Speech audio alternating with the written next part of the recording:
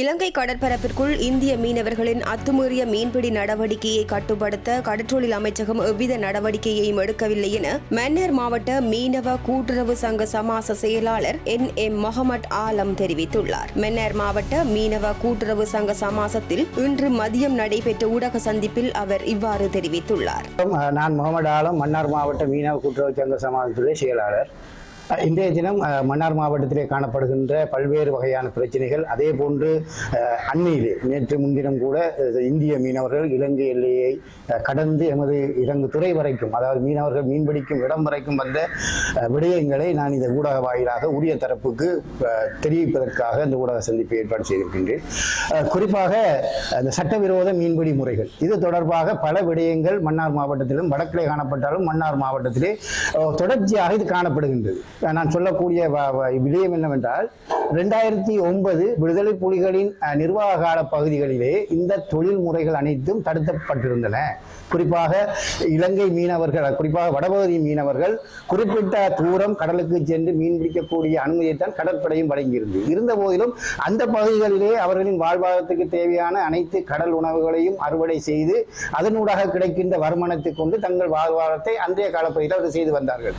2009க்கு பின்னர், யுத்தம் நிறைவுக்கு பின்னர் படிப்படியாக அரசாங்கம் வேண்டிய தூரம் சென்று கடலில் நீங்கள் மீன் பிடிக்கலாம் என்று அந்த சூனிய பிரதேசங்களை அகற்றின பிறகு இந்த தடை செய்யப்பட்ட மீன்பிடி முறைகள் எல்லை தாண்டியதாக இருக்கின்றது. அதாவது வரையறுத்ததுக்கு அப்பாலே இப்போது செயற்பட்டு வருகிறது. டைனமைட்டாக இருக்கட்டும், சுருக்கு வலையாக இருக்கட்டும், ரோலராக உடுப்படைகளாக இருக்கட்டும், அதே போன்று ஏனைய பல விடயங்கள், தங்கூசி கொண்டு தொழில் பிடிக்கும் முறைகள், அவ்வாறான 14 வகையான தடை செய்யப்பட்ட தொழில் முறைகளும் இப்போது இந்த வடக்கு கடற்பரப்பிலையும் அதே போன்று மன்னார் மாவட்டத்திலும் பெருவாரியாக பெருகி இருக்கின்றது.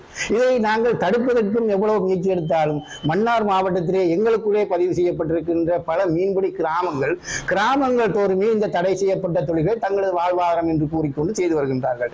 நாங்கள் கிராமங்களை குறிப்பிடாவிட்டாலும் உண்மையிலே யார் யார் என்ன தொழில் செய்கிறார்கள் அந்தந்த கிராமங்களுக்கு தெரியும். எனவே இதிலே நான் குறிப்பிட்டு யாரையும் குற்றம் சொல்லவோ அல்லது இந்த விடயத்தில் ஒருவரை குறிப்பிடவோ நான் இந்த ஊடக சந்திப்பை செய்யவில்லை.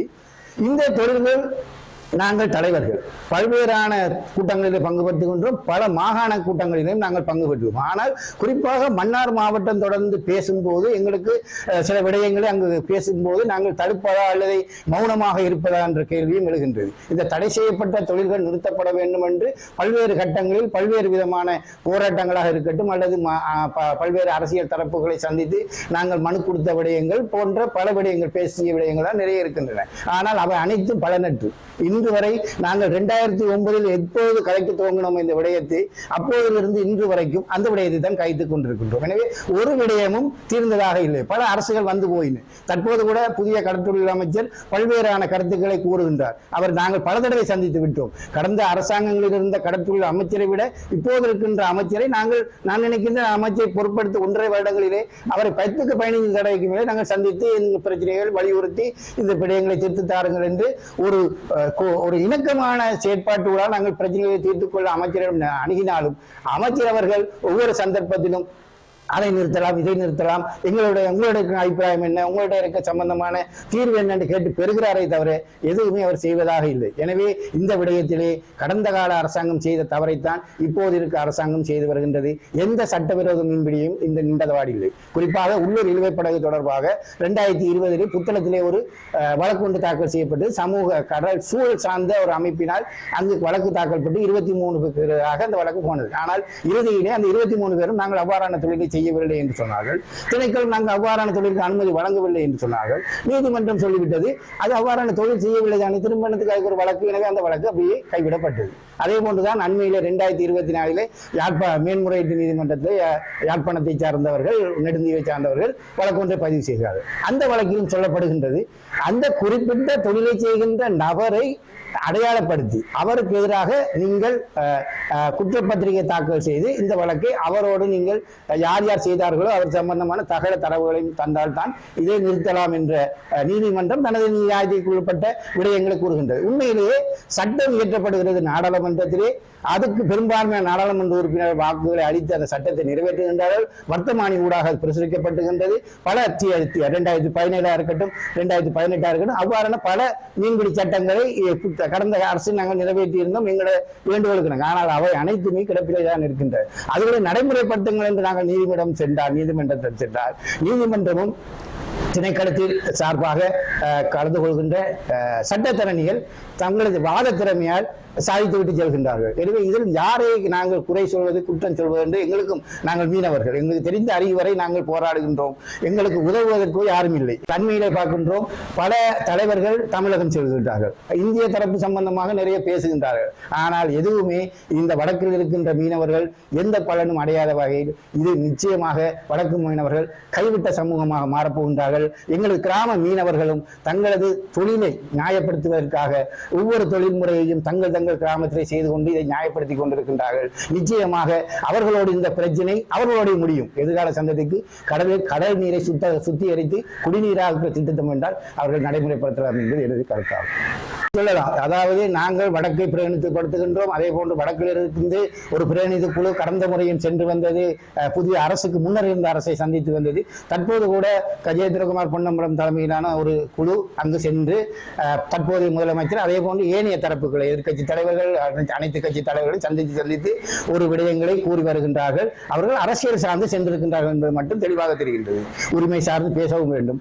அதே நேரம் அந்த உரிமையை பேசும் அதே நேரம் இங்கு இருக்கின்ற மக்களின் வாழ்வாதாரத்தை பற்றி பேசுவார்கள் என்றால் அதை சொல்வார்கள்.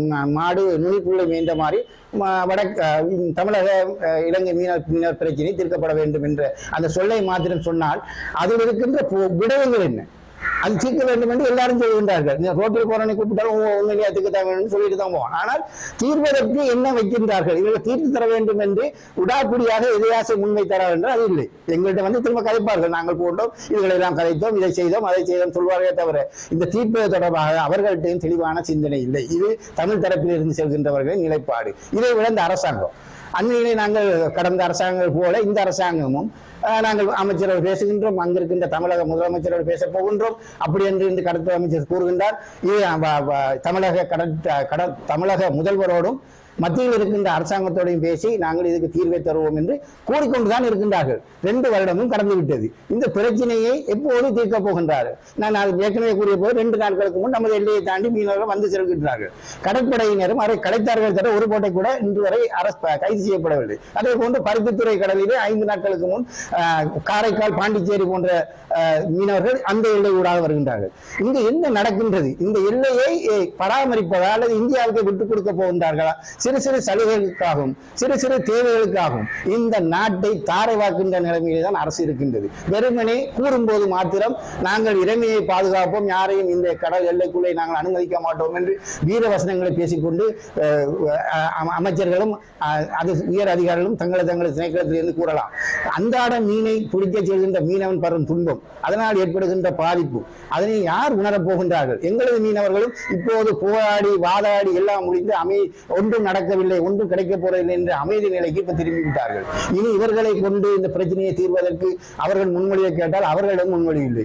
இந்த புத்திஜீவிகளாக இருக்கட்டும், அந்த வடக்கை பற்றி பெரிதாக கலைக்கின்ற பல சமூக ஆர்வலாக இருக்கட்டும், யாருமே இந்த மீனவ பிரச்சனையை அப்படியே கை கழுவி விட்டார்கள். எனவே எங்களை போன்ற ஒரு சில தலைவர்களாக பொறுப்படுத்திருக்கின்றவர்கள் பேசுகின்றோமே தவிர இதில் யாருக்குமே ஆர்வம் இல்லை. மனவேதனையுடன் கூறுகின்றேன், எதிர்கால சந்ததி உண்மையிலேயே கடல் வளமற்ற ஒரு நாங்கள் போசாக்குக்கான மீனை பெறுவது கூட ஒரு அந்நிய நாட்டை அல்ல இந்தியாவை நம்பிய நிலைக்கு நாங்கள் செல்லும் அந்த நிலை வரும் என்பதை மாற்றம் இதில் பதிவு செய்கின்றேன்.